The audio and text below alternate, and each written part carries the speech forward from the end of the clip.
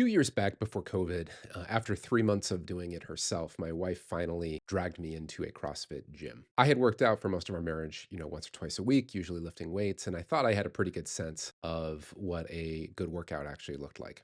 But CrossFit immediately taught me I had no clue what hard work actually felt like. The first session's the worst. It's like getting hit by a truck. Your body is literally telling you that it's about to die, and it was not even remotely fun. The workouts never really get any easier, but you at least know what to expect and you can kind of anticipate it, sort of brace yourself. But what happens over time is you actually start to make a little bit of progress. I remember a few weeks in, finding that I'd already shaved a couple of seconds off of my time from the first time I had done a workout. It still sucked, but it also felt pretty good. Most importantly, I learned that my body, even in its kind of pear shaped form, was capable of a lot more than I thought. You look at the sign and you see 100 push-ups or 200 burpees or whatever it is, and you think there's no possible way I could do this. And yet you push through and you finish. And even though my time on the whiteboard was often the lowest or one of the lowest, it still felt good to be able to push beyond your limits and realize what you're kind of capable of. I think a lot of us don't know what hard work looks like in our professional lives. There's a small group who probably aren't even listening to this who don't know what hard work looks like and don't particularly care. They think their job is a necessary evil and their goal is just to kind of get to the weekend. Thankfully, this isn't the majority, and usually those folks are discovered pretty quickly. The problem is the second group, which I actually think is the majority of us. It's the group that really does care and wants to do well, and they show up every day and they believe truly that they're doing their best. When their bosses get frustrated at them for not doing more, they don't understand why. They think it's the boss's fault. They think that they really do think that they're working as hard as they can. Why don't they know? Maybe they don't know because they were never truly pushed. They never had role models that they could follow. They never had a family or a teacher that drilled into their head what hard work actually looked like. Perhaps it's the nature of knowledge work. I mean, so much of our work now is in Slack or on email or whatever it is. And I think it can sometimes be hard to tell, especially in certain types of jobs, who's screwing around and who's actually hustling. If you are in a role like sales, you either made the calls or you didn't. But for a lot of other types of roles in an organization, it can be a lot more difficult. And I think also a lot of us aren't even really surrounded by other people who know what it feels like either. It's sort of the blind leading the blind. In most organizations, I think you'll find a small fraction of the people who are there actually know what hard work looks like and do it consistently. But I think the impact of not knowing is really harmful. It's really harmful for a number of reasons. I think it's a reason why a lot of people don't love what they do. A lot of people take a job, they or they a lot of people have been taught this idea of taking a job that they're passionate about. And they take a job and they don't like it, and then they leave and they flit from thing to thing. Cal Newport talks about this, that there's a growing body of evidence that mastery leads to passion, not the other way around. And if you never get to mastery, you're never going to be passionate about your job. And what mastery requires is hard work. Social scientists call this deliberate practice. Cal Newport calls it deep work as opposed to shallow work. And it's that kind of work that requires really intense bouts of concentration. It's the kind of work that requires practice with a really tight feedback loop. And it leads to a lot more rapid progress, which creates mastery, which can create passion. So, not working as hard as you can, I think, is a reason why you might not be as passionate about the job as you would like to be. I also think it's a reason why people don't get promoted as fast as they would like. My first job in New York was at a startup that had a lot of turnover. A lot of people weren't huge fans of the leadership, and a lot of people didn't get promoted. People didn't get raises very often, and a lot of people would bail.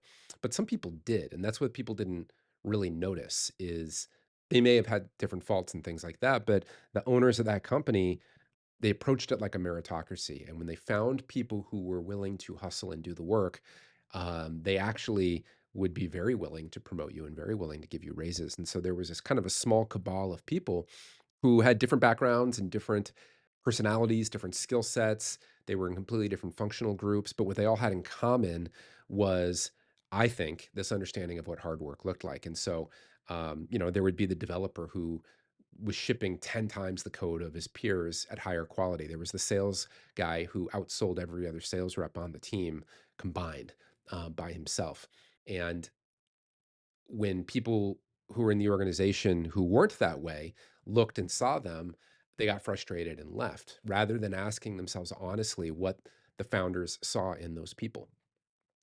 If you're in a company, it's one of the reasons I like working for startups or advocate working for startups, especially when you're getting started in your career, is a lot of times these companies don't have strict hierarchies. They don't have timelines for advancement. They don't have defined career paths, which a lot of people look at as a bad thing, but it's actually an opportunity because these founders have more work that they need to get done than there are people to do them. And so if you can be one of those people who routinely raises your hand and says, I'm going to chip in and I'm going to help out, you can dramatically change your career trajectory over time. And, there are certainly going to be conscious or unconscious biases that drive some of those decisions, and those are completely out of your control and they're not necessarily fair. But I do think it's worth asking, is there anything that you personally can do to change that situation? And I think that's really worth reflecting on. I also think that not knowing is why you might not be as happy in your role as you otherwise would be. A lot of people use the phrase workaholic as sort of a pejorative, and there certainly are people for who that's true. I'm about as big of an advocate for balance as you will find. And it was the mandate that I gave my partners when we started our company. I said, I want to, if we build a successful company, but I don't know my kids, then I will have failed, no matter else what else it was that we accomplished. But I do think that a lot of people use that as an excuse to not put in the work. I actually think there is a sense in which working hard in your job will make you feel better. You'll feel better because you can kind of curl up at the end of the day with the satisfaction that you had a job well done. I wouldn't be surprised if working hard during the day releases endorphins similar to kind of how a hard workout would make you feel.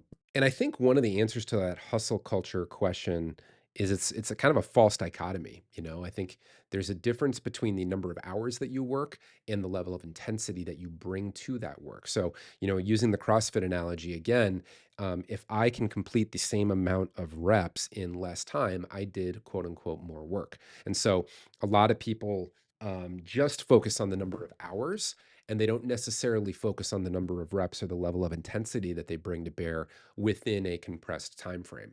A lot of people get more work done in an hour than other people get done in a day.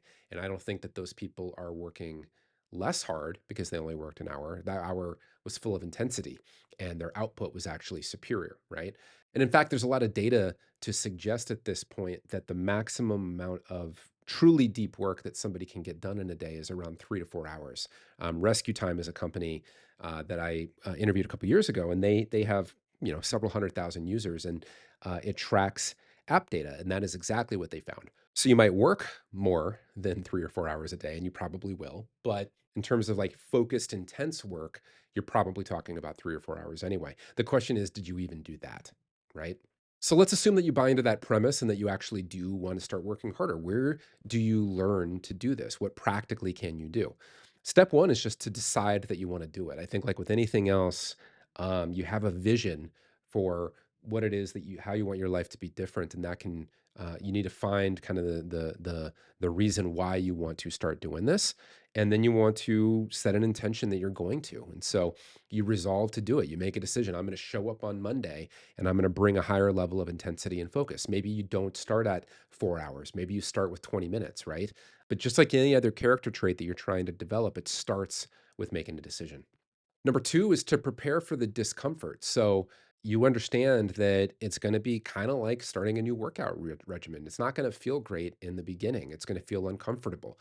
That should be expected and be anticipated. And so, come up with a strategy for how you're going to deal with it in advance. Tell yourself, when I get frustrated and I want to quit, I will do blank, right?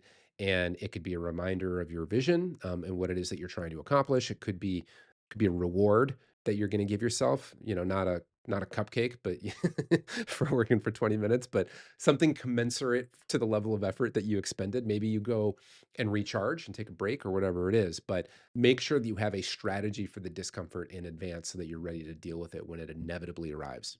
Number three is measure your effectiveness. So in CrossFit, they're big on measurement, right? Like I know a lot of the motivation comes from tracking, and that's how you know that the workout is working. If I increase the weight that I can deadlift by 5 pounds or 10 pounds month to month, that is progress. If I increase the number of reps that I do, that is progress. If I compress the time frame during which I do the same amount of work, that is progress. And I think that you can probably figure out the same thing here. You can either have it be tangible numbers, like again, if you're a salesperson, number of calls made or whatever it is. For intangibles, it could be just assessing your level of focus on a scale of 1 to 10. So you commit, you set an intention that this week I'm going to commit to 1 hour of intense, focused work each day this week. You identify when during the day you're going to do it. And then at the end of that hour, you assess yourself. How well did I do? And make any notes. And then sort of gently course correct, right? You can get fancier, certainly, and track your time and allocate, what percentage was spent on meaningful work. But I think even just that fuzzy number is often going to be sufficient. And once you have a baseline, you can start to set goals for improvement. So if you could say my average was a 5 on a scale of 1 to 10 this week, I'm going to set a goal to try to have it be a 6 instead and try to have my average score be a little bit better. Number 4 is give yourself grace. You're going to screw up every single day, right? And one of the secrets in life is learning to live comfortably in the tension between who it is that you want to be and who you currently are. And so when you do mess up, don't beat yourself up about it. You dust yourself off, you get up and you just try again. Number 5 is find a mentor who has a sense of what hard work looks like, right? There are people who are around you who already know, right? I've seen, for example, people whose parents were immigrants, where they were the first generation to come to the United States, very often have a work ethic that is very impressive. Not always, and that's obviously a broad generalization, but there often is a correlation there.